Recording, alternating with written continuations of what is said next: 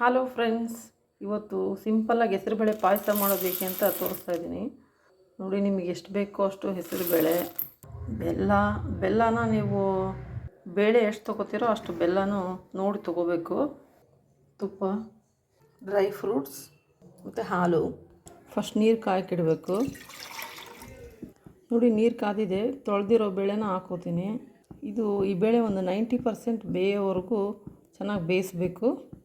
ನೋಡಿ, ಇವಾಗ 90% ಬೇಳೆ ಬೆಂದಿದೆ, ನೀರೆಲ್ಲ ಹೋಗಿದೆ ಅಲ್ವಾ.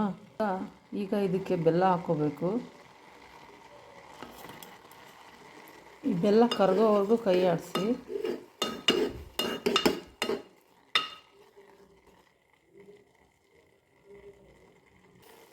ನೋಡಿ, ಬೆಲ್ಲ ಎಲ್ಲ ನೀಟಾಗಿ ಕರಗ್ತಲ್ವಾ. ಇವಾಗ ನೆಕ್ಸ್ಟ್ 1 ಸ್ಪೂನ್ ತುಪ್ಪ. ನೋಡಿ, ತುಪ್ಪ ಕಾದಿದೆ.